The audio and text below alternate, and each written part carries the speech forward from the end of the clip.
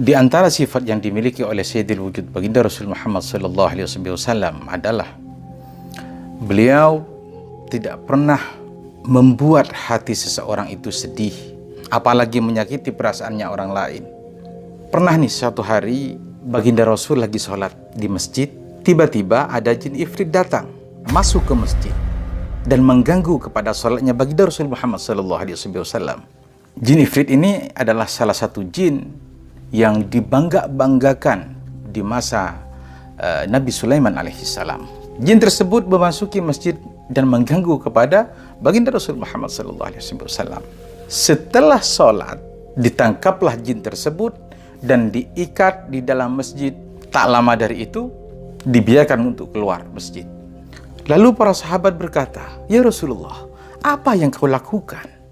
Awalnya aku mau jadikan dia itu tontonan bagi para sahabatku yang lain dan menjadi mainan kepada anak-anak di tempat ini, kata baginda Rasul Muhammad. Tapi kok tidak jadi? Tanya seorang sahabat di kala itu.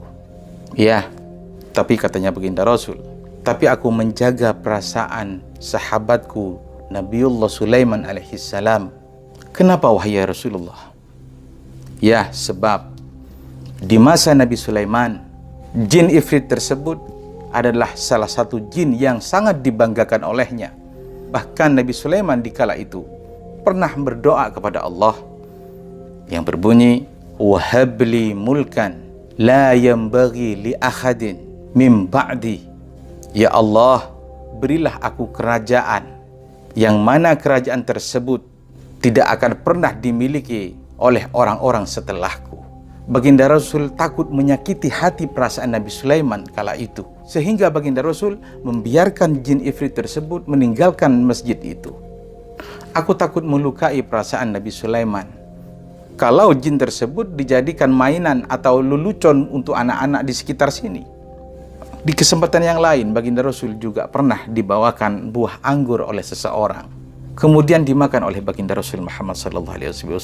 1, 2 anggur, 3 anggur, 4 anggur, dan seterusnya. Bahkan baginda Rasul kala itu memakannya sampai habis. Yang ngasih bertanya kepada baginda Rasul, "Ya Rasulullah, bagaimana rasanya?" Baginda Rasul tersenyum saja. Setelah itu, orang yang memberi anggur tersebut pun meninggalkan tempat itu dengan riang, dengan gembiranya. Karena apa? Karena buah yang ia bawa dihabiskan oleh baginda Rasul Muhammad SAW. Maka ada salah satu seorang sahabat yang merasa agak bingung melihat apa yang dilakukan oleh baginda Rasul di kala itu. Ia berkata, "Ya Rasulullah, engkau selalunya kalau ada makanan berbagi kepada yang lain. Kenapa yang ini tidak? Malah engkau memakannya sampai habis." Apa kata baginda Rasul? "Rasanya asam. Kalau saya bagikan sama kalian semua, saya yakin wajah-wajah kalian ini pasti berubah.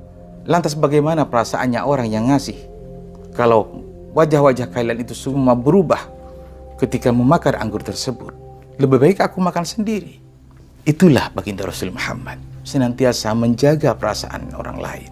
Dan ini yang dicontoh oleh para sahabat-sahabatnya, tabi'in, sehingga sampai kepada para alim kita, ulama, termasuk kepada Sayyidil Habib Abdullah bin Alwi al-Haddad, mencontoh apa yang sudah dilakukan oleh baginda Rasul Muhammad.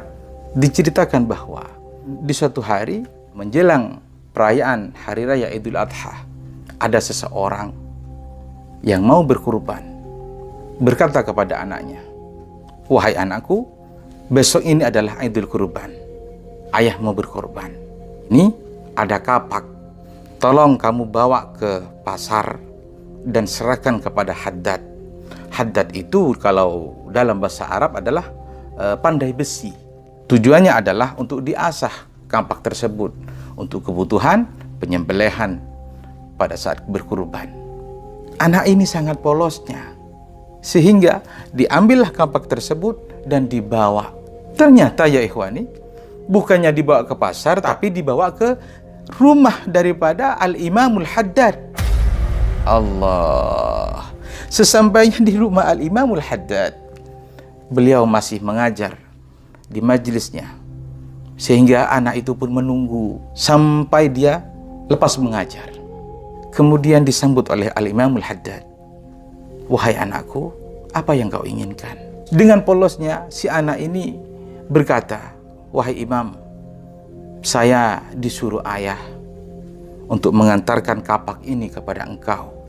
"Loh, untuk apa?" katanya Al-Imamul Haddad, sedikit terkejut di kala itu.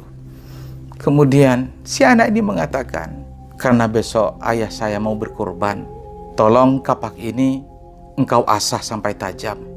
Allah. Apa yang dilakukan Al-Imamul Haddad? "Oh ya, mana kapaknya?" Kemudian diambil. "Besok kamu datang lagi, diambil ya. Insya Allah besok selesai," kata Al-Imamul Haddad kala itu. Setelah itu pulang. Keesokan harinya, sang ayah menanyakan kepada si anaknya, "Wahai anakku, apakah kapak itu kamu sudah serahkan?"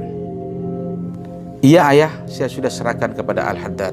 "Baiklah kalau begitu, ini ongkosnya, kemudian kamu ambil kapak itu." "Baik ayah." Berangkat lagi si anak tersebut ke rumah Al-Imamul Haddad. Kemudian sesampainya di sana, Al-Imam seperti biasa, ia lagi mengajar. Ditunggu. Selepas mengajar, ia pun menghadap kembali kepada Al-Imamul Haddad, mengatakan, "Ya Imam, saya disuruh ambil kapak sama ayahku. Apakah sudah selesai diasah?" "Oh ya, sebentar lagi saya ambil." Diambillah kapak tersebut. Kemudian si anak ini merogoh kantongnya memberikan uang. Kemudian Al-Imam menolak pemberian tersebut. Apa yang ia kata? "Sudah, ini kasihkan lagi sama ayah kamu, dan saya sangat berterima kasih. Sampaikan sama ayah kamu." "Baik ya Imam." Pulanglah anak tersebut. Kemudian sampai di rumahnya, diserahkanlah kapak itu sama ayahnya. "Ayah, ini kapaknya. Kemudian ini juga uangnya." "Loh, hebat banget orang tukang pandai besi itu. Emang kamu bawa ke tukang pandai besi yang mana?" katanya. Kemudian anak ini menjawab dengan polosnya, "Saya bawa ke rumah Imam Al-Haddad." "Inna lillahi wa inna ilaihi raji'un." Anakku, seketika itu ayahnya langsung pergi ke rumahnya Al-Imam Al-Haddad untuk minta maaf atas perlakuan anaknya. "Maafkan anak saya ya Imam, anak saya tidak tahu, anak saya itu sudah ceroboh," katanya. Apa kata Imam Al-Haddad? "Gak apa-apa, justru saya yang berterima kasih kepada kamu, karena kamu sudah memberikan pahala kepada saya. Dengan kamu berkurban, saya pun juga akan mendapatkan pahala, karena ada andil di sana saya untuk mengasah kapakmu," katanya. Allah. Inilah sepenggal daripada hikayah daripada insan kamil, insan yang sempurna. Sifat yang dimiliki oleh Sayyidil Wujud baginda Rasul Muhammad sallallahu alaihi wasallam. Semoga dengan hikayah ini kita dapat menambah kesabaran kita, dapat menambah kedewasaan kita, dan dapat mengaplikasikan ini semua dalam keseharian kita, insyaallah. Subhanakallahumma wa bihamdik, asyhadu an la ilaha illa anta, astaghfiruka wa atubu ilaik. Saya Widad Abdullah. Assalamualaikum warahmatullahi wabarakatuh.